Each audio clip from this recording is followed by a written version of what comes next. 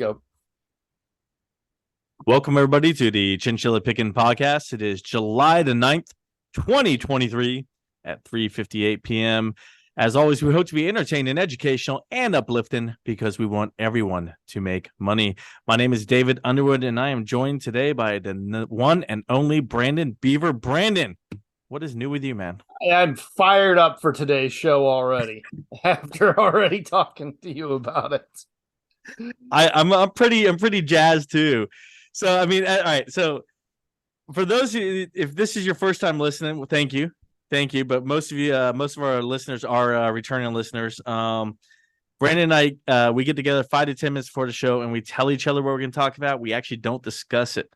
Brandon was telling me everything he was going to talk about, and 9 out of 10 times of what he was saying, I was just like, I disagree. We're going to argue. I disagree. And that's all we did. We didn't get into the disagreement. So that's why we're both a little fired up for this, because I have a feeling you're going to have some fireworks. We're going to try to be cordial and take turns, but I feel like we are going to disagree a lot on this one. It's just a good time, though, man. We're here to disagree, and you guys hear both sides, and you guys come to a judgment so that you can learn from this and hopefully make better decisions with your investments, right? Yeah. Hopefully you take what you learn here and you say, all right, David and Brandon both just are saying this and that. I should take this. All right, let me do a little bit of my own research here, and then boom, I'll make this investment. That's what we hope to get out of it. Rational investment decisions, which you will not get by watching CNBC or even Bloomberg anymore. Not the talking heads that play off the emotions of the market to get ratings and to make money. That is not how you operate a good investment portfolio. All right, so Brandon's already firing shots across the bow here. So Brandon, just go ahead and get into it. We'll talk. You want to get into CNBC right away, or what? Yeah, sure, fine. Yeah. All right, let's get into CNBC because you're making the comment that CNBC is not good for rational investment and news, right? Business stock investment news that can actually be used to make trades. Exactly. I disagree. I disagree completely with that statement. Number one, it gives you news in real time. That's one of the pros and cons. It's a pro and a con. It's a con because they're hitting news out in real time. They don't have a whole lot of time to do their background work and research on what they're heading out to, because they're trying to give you the news as soon as it populates on the Reuters news wire. It's very real time. This is happening right now. And yes, that could seem confusing to a lot of people, but it also allows you to, as a day trader, for me to make day trades off the macro events of the day, and I can make money that way. I like that real-time news. Dave, their top two programs are Fast Money and Mad Money. That's the names of the shows. It's not rational. All right, so I watch Squawk in the Morning, Squawk Box, right? Yeah. Yeah, we have the three heads of that. One of the guys wrote the Big Short. That was one of the books he wrote, and he's a smart gentleman. The other guy, he's here from locally Cincinnati. Michael Burry was the Big Short, I thought. Huh? Wasn't Michael Burry the Big Short? He didn't write it. He was one of the main characters in the book, which is true story. Michael Burry is a real person. But I mean, Jopus, there's a lot of good. I'm convinced Jim Cramer is not a real person. All right, so look, all right, okay, so you're gonna be that lady on the airline flight this past week, but look, take Jim Cramer aside, right? Yeah, because I know you don't like what Jim Cramer and what he has to say, but like, let's take him aside and just take CNBC from a news aspect. Like, they're hitting us with real-time news. They have a good ticker at the bottom, shows live updates. They cover the things that we need to know as far as like the big events of happening that are going to affect the markets. And that's what I'm looking for. And it gives new investors an opportunity to learn terminology, because they spit out terminology, but they spit it out as they're showing you charts and other items that helps you understand it better. But as a trader, fine. I understand the value of that as a trader, but you just use the word investor. 99% of that crap is useless to an investor. To a long-term investor, it is useless. You can get better information these days now from just logging into your brokerage account and going and looking at the balance sheets and the final financial statements of the company and making investment decisions based on that rather than whether or not somebody you don't know is on television telling you to buy it or sell. All right, what? Yeah, sorry. What about this? What about Rick Stancelli gets on there and he talks about the treasuries and he talks about how the 1 year and the 5 year haven't been at these levels in 20 years, and it's a sign that we're going to go ahead and get in a recession. I mean, there's some things that are going to be correct. I'm not saying that's, but even past You that, said 99%. but even still, then the macroeconomics are not as important as the microeconomics of your company. And if you are a value investor that is buying to hold for the next 10 to 20 years rationally, even that doesn't make that much of a difference to you unless you're going to panic sell. It's good to know potentially what is coming up or to know what to expect, but you're going to get the same amount of information from logging into TD Ameritrade, and you're going to get to read it and not have the emotion behind it. If you know where to go on TD Ameritrade, if you're a new investor, how do you know where to go? How do you know what terminology means? CNBC is the best way for people to learn that and also read in books. Those are the two best ways I've in all my years of trying to teach new people how to trade, such as yourself and other people. The best way was telling them to watch CNBC and read certain books. I think CNBC is the worst decision anymore these days. I really do, and I think it's dangerous. They have, I don't know why you said put Jim Cramer aside, but they don't put him aside. They make him the face of everything now. Yeah, yeah. He's in the morning. He's in the evening. He's at lunchtime. He is everywhere on CNBC. Let me give you a couple of examples, and we're going to go back about 22 years here. February 29th, 2000, because he is the consensus on steroids. He recently actually, let me tell you this real quick. He recently said to throw out what's not working and go with what is working, and don't wait for what's not working to work. I think it's terrible advice. I think it's terrible advice because I think that market rewards patience. And when you're buying something that's been sold off irrationally, even if it's not working now, even if it doesn't work next year, over the next 10 years, it'll get caught back up again and it'll work and you'll probably outperform if you've made good decisions. Go ahead, Dave. I see your hand raised. I actually agree with your statement right there that you just made versus what Kramer said. And I bring up, this is something we you and I talked about just last week about Blink, or was it the week before? And I said I was thinking about selling it. And you said, well, what's your timeline on this? I'm like, my timeline is further out, and I do expect it to have some growth because it is making deals.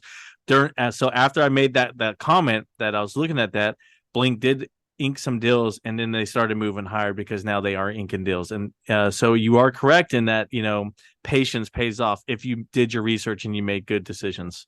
Yeah.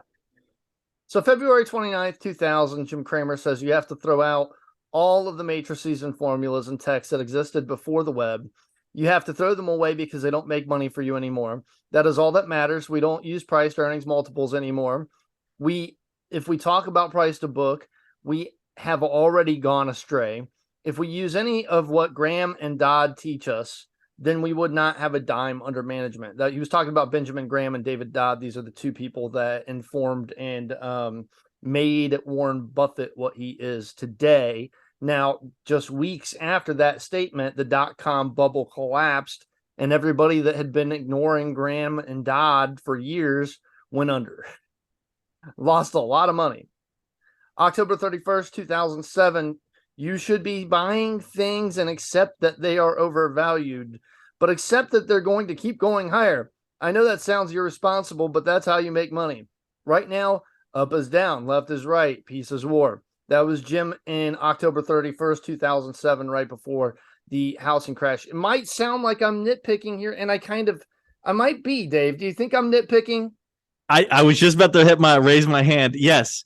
And here's why. Because look, if you took all my statements over the last 20 years, I'm sure I've made some statements that were in the moment, in the heat of what was going on in the market. Like if we were able to go back to our Facebook page days when we were admin in that Facebook stock trading page, and I'm sure you and I had made comments one or another that were in the moment, in the heat, about a certain stock or company, and that was completely wrong. And we would look back and say, I would never make that comment today.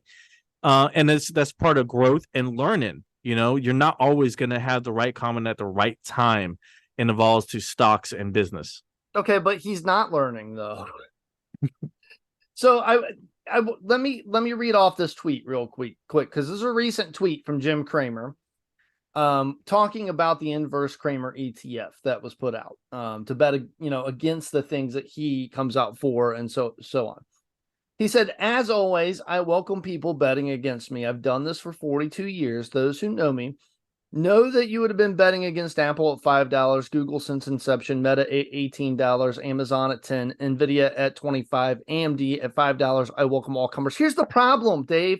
He's never been consistent since making those original calls. Just last year, in October of last year, when Meta was at its lows, he was crying on television saying that he had it wrong and that he shouldn't buy it, and that he thought Mark Zuckerberg was better than this. And look, it's like almost doubled since then.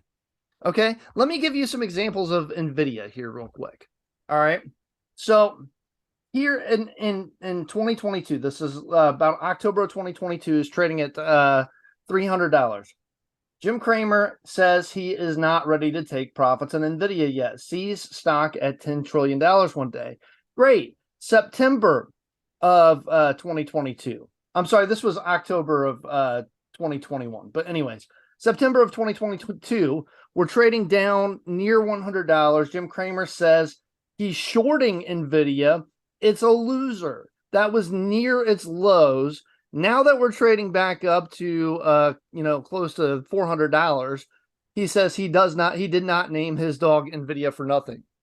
So even if he wants to take credit for these calls back then, he's never been consistent on them because he's always just been parroting the consensus, ramped up on steroids to take advantage of people's emotions in the market for ratings. When Nvidia was selling off, he was bearish on it. He said he was short, but now he wants to take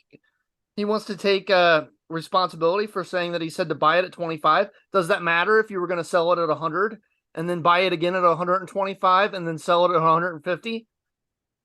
Go ahead, Dave. All right, man. Look, all right. So yeah, you're right. Based off those comments there, I'm sitting here thinking about this, and yeah, he's gone back and forth on the video. If based off the comments you're giving, see, my only memory was of Jim Cramer always back in the video saying it's a great company. It's always going to be a great company. He's known for naming one of his dogs NVIDIA because he's always backed NVIDIA. He said it's a great company. I've always backed NVIDIA. I said it was a great company. I did sell off when it hit 300. On the show, I said, guys, let's take some profit, get off. I took profit. I got out of it. And then I said, hey, I'm looking, when it was dropping back down, I said, I'm looking to get back in. Got back in. So I've bought and sold NVIDIA, but I've always said it's a great company. You've said here, you've never bought and sold NVIDIA, but you've covered the earnings and said it's a great company. It's okay, I believe, to buy and sell a company that you believe is a great company when there's moments like it's going from 100 to 300 and it's gapped up, you can sell and then wait for the drop back down before you buy again. So I don't see anything wrong with that, and still being consistent with saying it's a great company because it is a great company. I think he's always been consistent saying it's a great company, but he's bought and sold based off the emotions of the market. Here's what would make me feel a little bit better if he would classify himself. Okay, Jim, come out and say you're a trader. Don't claim to be an investor. He's constantly claiming to be an investor. If he's momentum trading, that's one thing, but he's conflating investing and trading. Yeah. But I don't even think that's it. I think it's more for entertainment value. And it's 100%. I mean, he's on TV, man.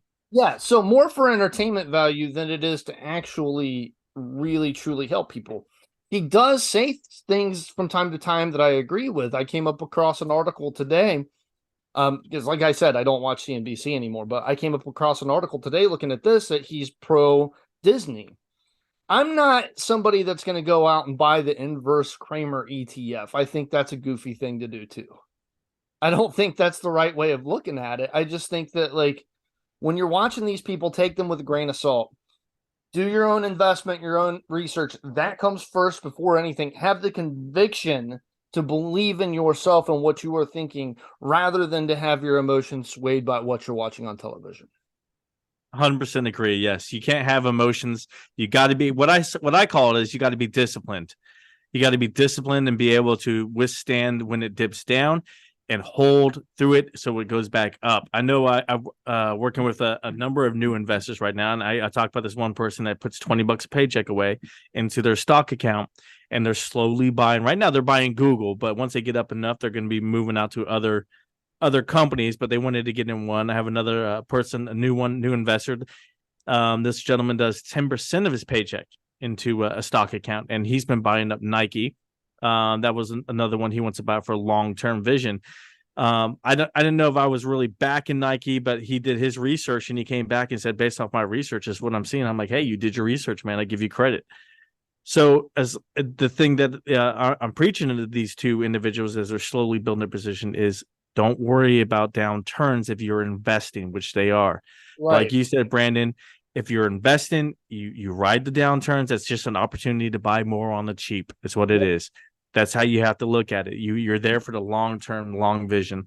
Me, I'm a trader. I believe I'm a trader at heart. I do have some investing, and I hate it. I don't hate it. I love my investments, but as a trader, I hate them when they go down because I'm like, I just want to get out. But I'm like, no, these are investments, David, Yes. and that's why I have separate accounts for them. I keep my accounts separate. I have my investment account, and then I have my trade-in accounts, and that helps me compartmentalize those two visions. And investing, honestly, if you're doing it right, it's one of the most boring things that you will ever do. Yeah, you don't even have to like watch it. Like you just Yeah, put the money in and you just boom. And it's then like if you pay attention to headlines, if it drops lower, you're like, hey, I got some more cash, just buy some more. yeah, exactly. If as long as your thesis and everything still remains intact for the company that you bought, you know, yeah, you buy more of it. I do think we have a pretty big downturn coming. I'm not selling anything because of it. I'll just buy more, like you were talking about, of good companies that are going to get hit hard. I think you're going to have some good opportunities coming up in Apple and Meta and Google and Nike in the next 6 months. Now, I could be wrong. So if you think they're undervalued now, why not start buying now? Go ahead, Dave. Now, Apple is just taking a gap up recently. Not I wouldn't call it a gap. A gap is a short term move up higher at a higher rate. They actually did it was over a number of months, so it wasn't a gap up. They took a move up. We'll call it that. So Apple just did a move up, and I think Apple is right now currently sitting where it should be sitting at. If it starts moving higher, if it goes above that $200 share, that's when I would be, as a trader, looking to take my profits and get out of it. I believe it's perfectly set where it's at right now, given the economic environment. And so also some things I'm going to get into later on the show about, where we at with semiconductors. I think Apple's needs to be more concerned on growing its services, and that's where I believe they're going to truly make the money, not actual devices. There's not another company in the world that I would look at and see a $3 trillion valuation and say that it's fairly valued. Apple, I think, is still right now fairly valued at 3 Yep. trillion. That says a lot about the company. Right. I do think you're going to have a pretty good opportunity to buy more in the next 6 months. So let me talk about that a little bit. Why? You mind if I move into two new indicators that I found pointing to potential steep recessions in the next 6 months? Yeah. Go ahead, Rick All Stantilli. right. Excuse me. So when you talk about money supply, the two ways that economists measure money supply, M1 and M2. M1 is composed of currency, demand deposits, and liquid deposits. This includes savings deposits and such. M2 accounts for all of that in M1, and it adds savings accounts, money market funds, certificates of deposits below $100,000. Basically, this is money that you have access to It takes a little effort to get this capital to work, though, right? Like you have to withdraw it. It might take 2 or 3 days for it to come to you, but that's M2. It includes basically almost all of the money supply that consumers have. Now, during COVID-19 era, M2 soared by 26%, partially because the Federal Reserve lowering interest rates, the COVID bailouts, all of that stuff. It was the steepest increase in U.S. money supply, going all the way back to 1870.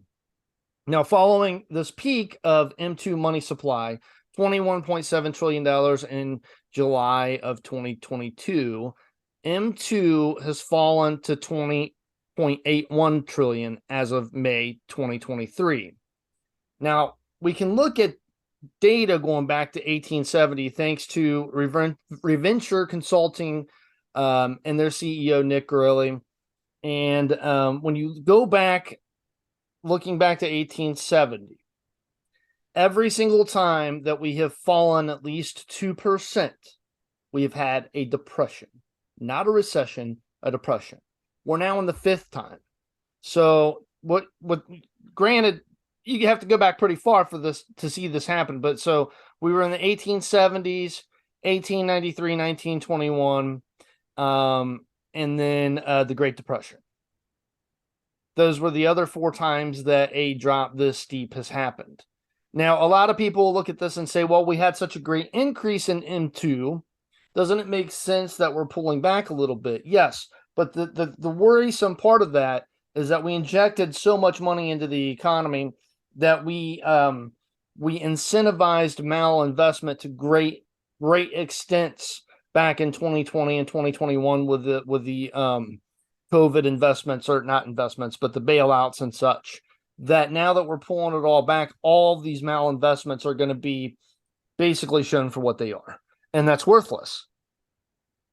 You have anything as small as Justin Bieber's $1 million Bored Ape NFT dropping down to like whatever $50,000 or whatever it is now, to the banks that we've recently seen collapse, and more that might be coming. Go ahead, Dave.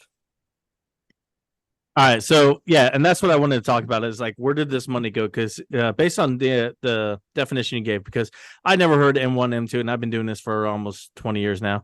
You think I would have come across this at some point or another, but based off the definitions you just gave, yeah, I like the example you gave about the NFTs, right? That's a perfect example of where people have put some of this money that they said, hey, let me pull it out. I have a great investment in NFTs. Let me see if I could go ahead and grow this and make some quick money with it. Or people wanted to go ahead and maybe take some money out so they could pay for these vacations that everybody's going on right now, because the airlines are seeing an uptick in travel to almost pre-COVID levels. And so everything's back on the boom. But how are we paying for this when, inflation's gone up and wages haven't gone up to eat with inflation? How are people paying for this? They're taking from their savings.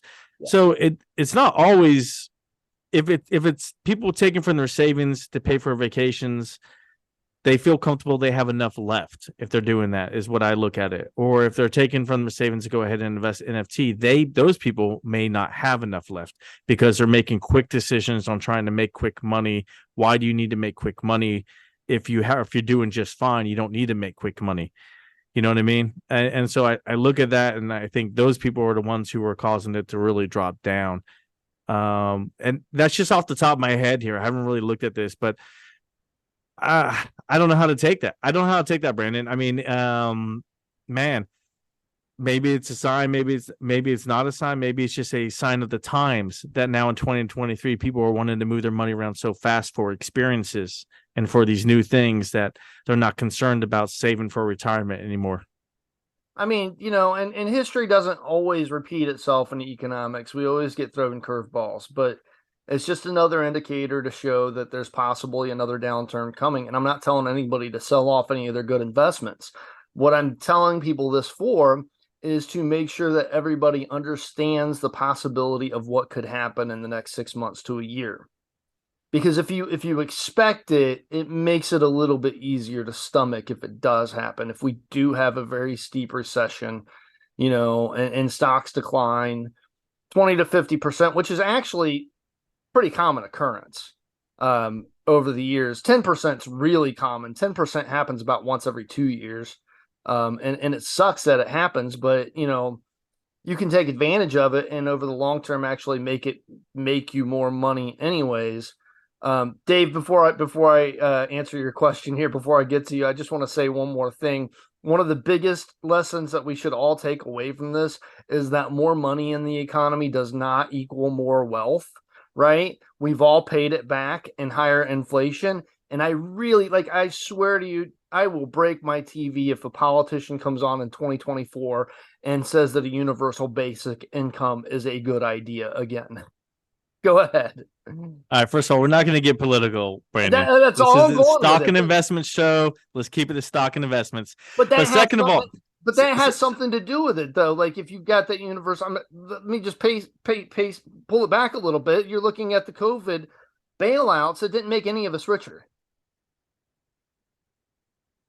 all right, so let's talk about that 10%. You mentioned that happens once every 2 years. I would disagree with you. A market correction happens more than one time a year, usually. 10%. A 10% is a market correction. I've seen that happen multiple times a year. I have two. You'll see a bull. Recently. You'll see a bull run, and then profit taking comes in, and they have a market correction.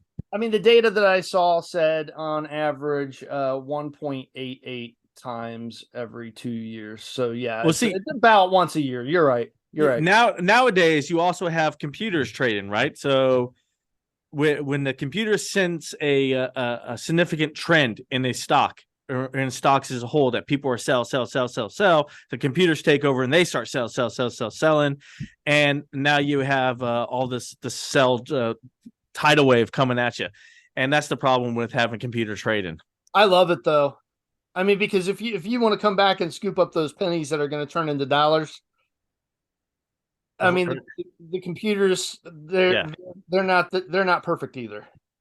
Yep. All right, man. What else you got, or is it? Can I get into my whole semiconductor thing here because I really want to cover that. I got a little bit more. All right, commercial and industrial loans to large middle market companies. C&I loans, those are short-term, providing working capital to businesses so they can finance big projects or acquisitions.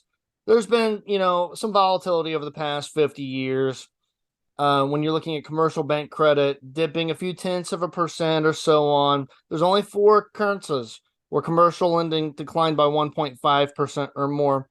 Every single one of those times we had a recession. We're in the 4th time right now. So once again, we'd be bucking history and going against the tide to not have a recession. I think it is a mistake to think that it is different this time. Right now, the second quarter update for 2023 showed that 46% of domestic banks are making it tougher to get a C&I loan. Go ahead, Dave. It's your turn to talk. All right, man. So first of all, the consumer and commercial loans I've been talking about 3 months ago, Brandon. You're 3 months late on this. I've already covered these numbers. I agree with you. The numbers are there.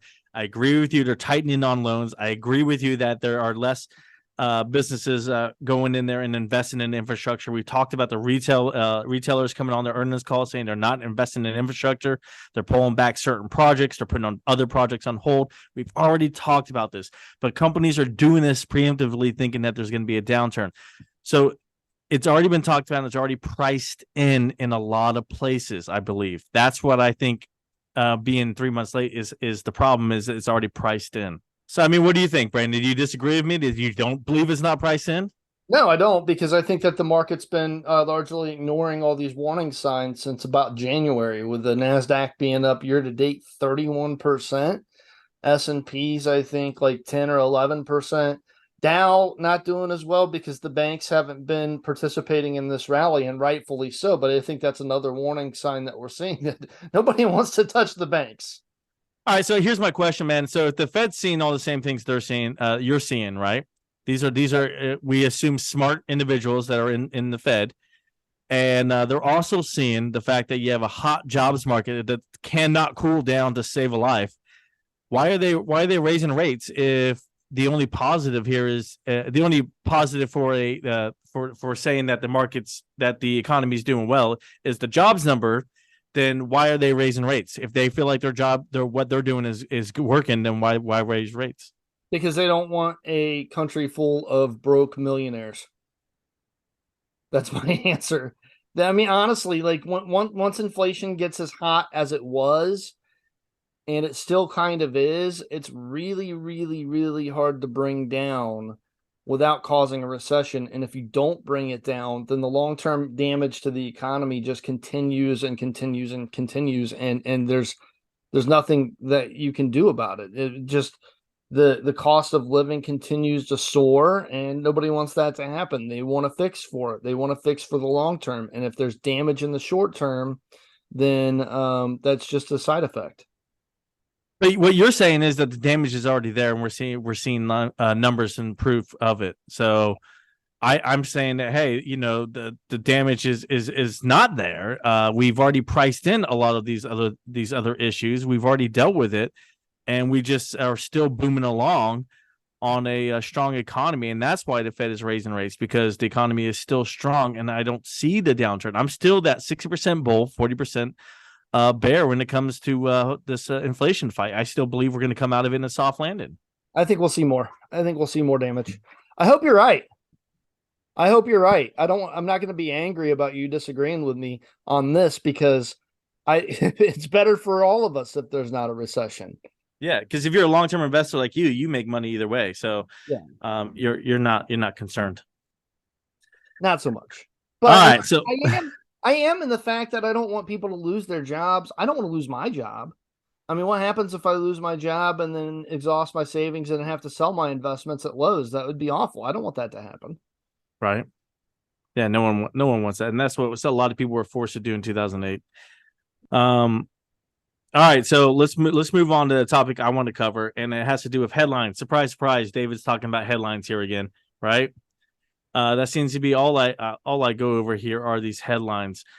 So I want to talk about something that happened recently, and it was in news stories. I read a lot of news stories, read a lot of Reuters news stories, news wires, and all that. And one of the ones I read recently was about how China was go ahead and they were setting new licenses needed to export certain things from their country, right?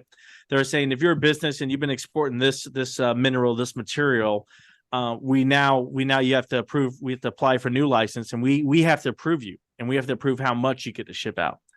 Well, the two minerals in question here. Let me see if I can find out exactly which ones they are here. I have this pulled up. Oh, it doesn't say. I've read other articles where it does say, but the two minerals that are in question are ones that are necessary, and I repeat, necessary to build semiconductors for EVs and other automotive the industry as a whole, for other cars as well. And so this is a huge, scary impact that China is now saying, hey, we're going to regulate how much of this goes out to the rest of the world to be used to produce semiconductors. It makes me a little uneasy that we could have a supply shortage just because, I don't know, China woke up one day and was grumpy and decided to say, you know what, we're going to cut how much supply we send out.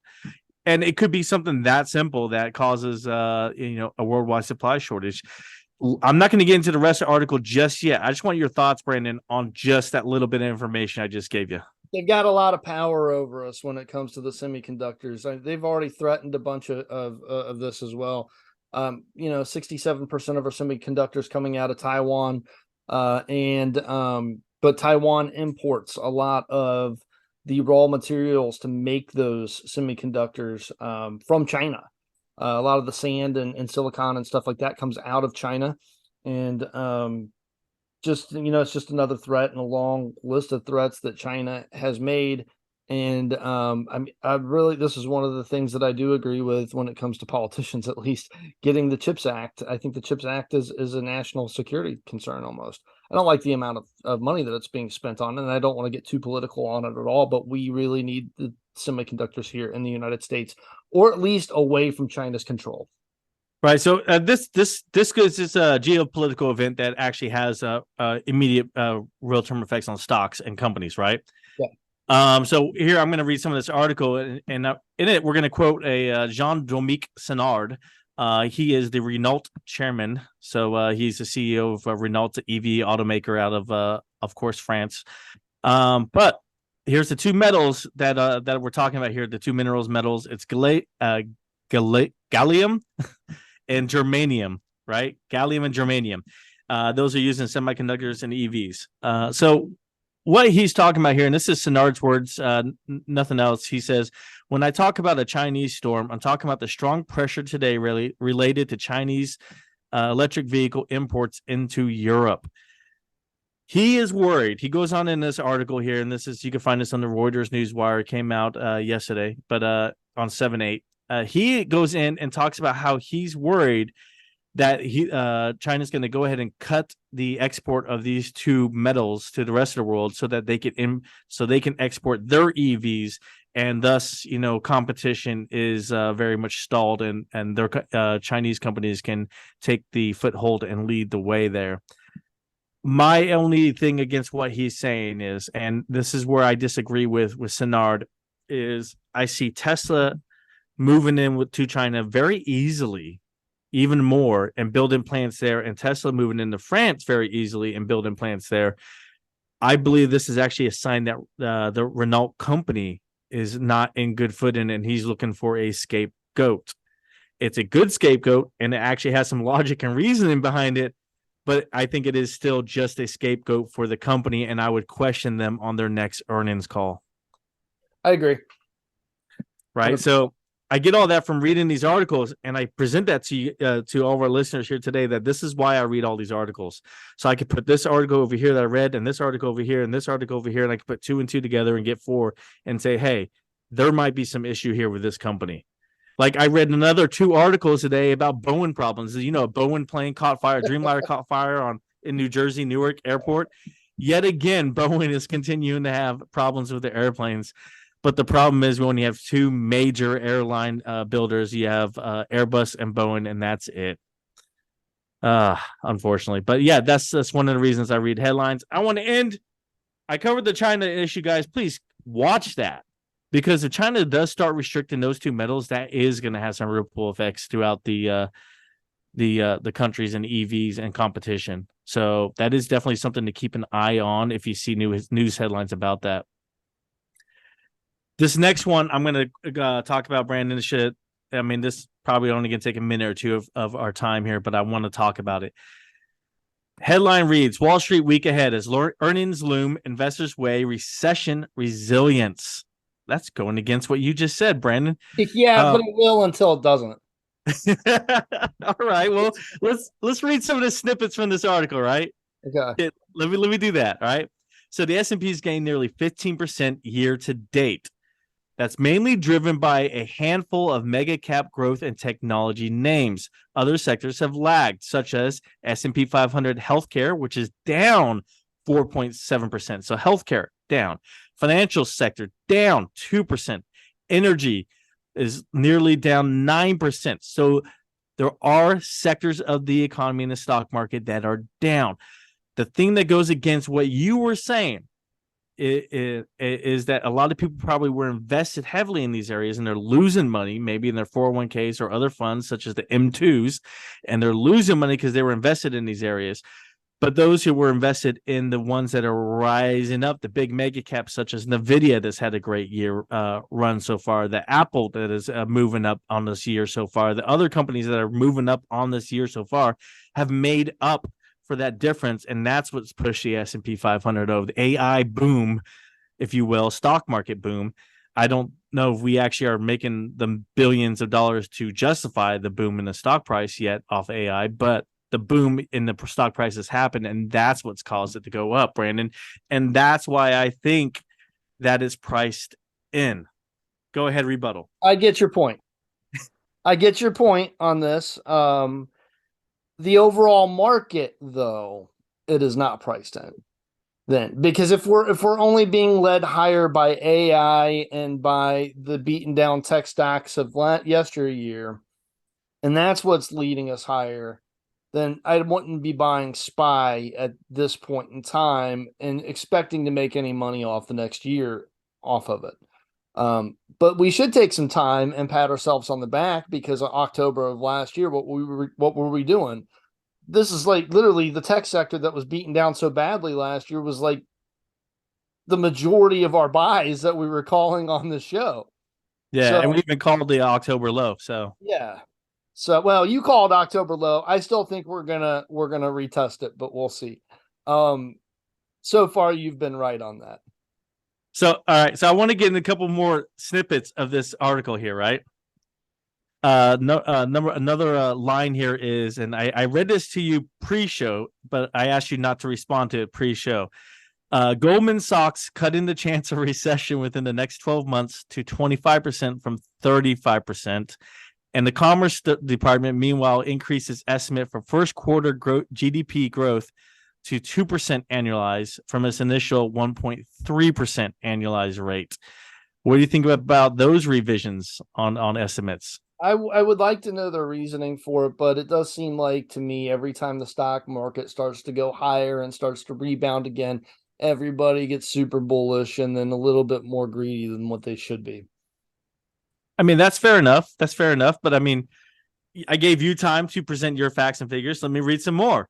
Here we go. The U.S. economy added the fewest jobs in 2.5 years in June. But persistently strong wage growth pointed to the still tight labor market conditions, and new data on Friday showed all but ensuring the Federal Reserve will resume raising interest rates later this month. Again, I talked about the jobs as a leading indicators why the Fed continues to go ahead and raise rates. Yes, the jobs number was great. Yes, we are still adding jobs, but now it's saying that we've added the fewest amount of jobs in 2.5 years. That now is that not a sign that it's starting to slow down, but not at the rate that the Fed wants? You could take it either way. You could say that that might actually wind up speeding up the process of stopping the rate hikes and such, and maybe even at some point over the next couple of years, or even in 2024, we start lowering rates again. But then at the same time, you got to think of it too. Job growth is slowing. It's the slowest that it's been in, what did you say, 2 years? 2.5 years. 2.5 years. That's not that long, but 2.5 years. And maybe we're starting to top out with the job growth, and maybe the recession is right around the corner. And if that's the case, then that might be what makes them lower interest rates. Either way, for the short term, the small number of jobs being added is actually bullish for the stock market in the short term. But I'm still like that. That makes I'm indecisive on that one. All right, so let me give you the last little stat, and then we'll wrap up the discussion and wrap up the show. But the last little stat here, man, it is. Oh, here it is. All right. So all these the Fed raising interest rates is going to continue to weigh on stocks, and overall as borrowing costs increase. Overall earnings in the S&P 500 are expected to fall 5.7% in the second quarter. This is largely due to profit margins being tightened because of inflation. That's big.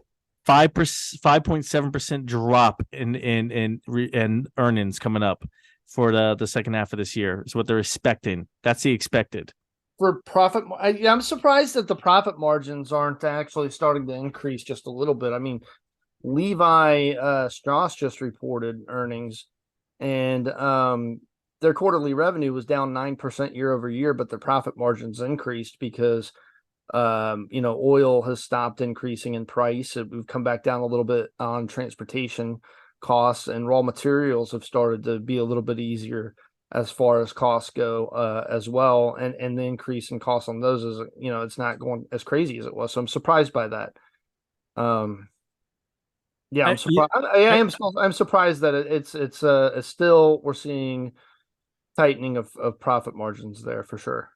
Again, and you have to take these Reuters news wires, guys. And you, one thing that I will randomly do is look into these authors, look into their history, look into some of the other articles that they have put out there, and where they cite their stats from, because they have to cite their information as well. So it's always interesting to read these articles, to take this information and use it to make your decisions. And that's what Brandon and I have been talking about on the show today. Is him and I may disagree on certain things, but we're still using information and research, and that's the key. We're using research, we're using a data, we're using facts and figures to go ahead and come to our decisions. I do more of a macro in trading more often, but I do have some investments, and Brandon does more investments. Yeah. Brandon, final thought, man. Levi Strauss, their earnings off 9% from year over year, and that was softness in the United States. And they cited pressure on the U.S. consumer. So I think that's one more notch in my column, Dave, for a potential recession coming up, even though they did say that by the end of the year, they expect that the headwinds to start to mitigate a little bit. Well, the Saudi Aramco, that oil company, also believes that the recession is going to happen because they have been cutting the output. They want to keep oil prices high, so they just cut the output because they think that there's going to be fewer need for oil, and that's usually what happens during a recession. We need less oil because we're doing less business. But they also would agree with you, Brandon. So there you go. You're in good company. Great. So they're probably going to cut production. They've already been cutting production of oil. Yes. So that's going to keep oil prices high, which is great for if you're Buffett, because he's going to end up owning all of Occidental Petroleum here soon. The way he keeps buying more, he must know something I don't know. But he sold everything of Taiwan Semiconductors. He got out completely of Taiwan. He got out of RH as well. Yeah, see, what does that tell you as well? Getting out of those two companies, that makes me a little wary. But we reported on that time. All right, guys. As far as me day trading, the market was down last week. I think we're gonna have a mixed week ahead. It's gonna be based off of earnings and news. I think the macro events are gonna lead the way very heavily, but the earnings, we have a lot of earnings coming out this week. Keep an eye on those.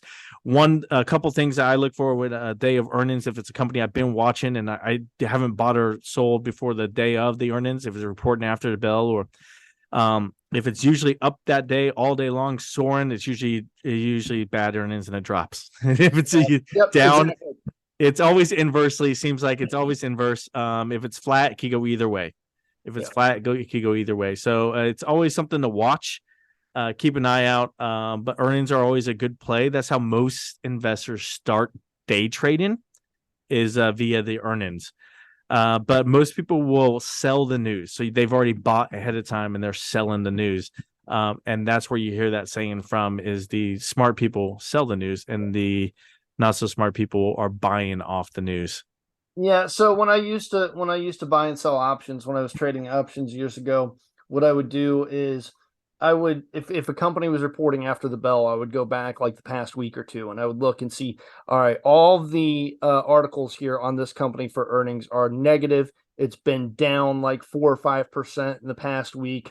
That's a good omen for earnings because they're setting the bar really, really low, and that means that any amount of information that comes out that is positive could send the stock higher. And then the inverse was true. If it was all positive going into earnings and the stock's up, that means that everything's kind of already priced into it, and you're probably going to have a decrease after earnings, even if it was a great report. That's a good look. I like the looking back the 5-day. That's a good piece of advice there for anyone listening. Very, very good advice. Appreciate that. Take that. So take that. Why are you so surprised? Hey, man, I don't know. You traded options like a crazy madman there for about 2 years. So 2 straight years, and it was because the first year I did it, I sucked at it, and then the second year I got good. And yeah, I just wanted to be good at it. So it's all I did for 2 straight years was just options. I didn't touch any other stocks or anything like that. I let everything that I owned for stocks just sit, all my investments. I didn't touch them at all, and I just did options. Right. And in 2 years, you aged like 20 years. So yes, I did. That's what options will do to you. All right, guys. As always, we hope we've been entertaining, educational, and uplifting because we want everyone to make money. Have a good night. Have a good night.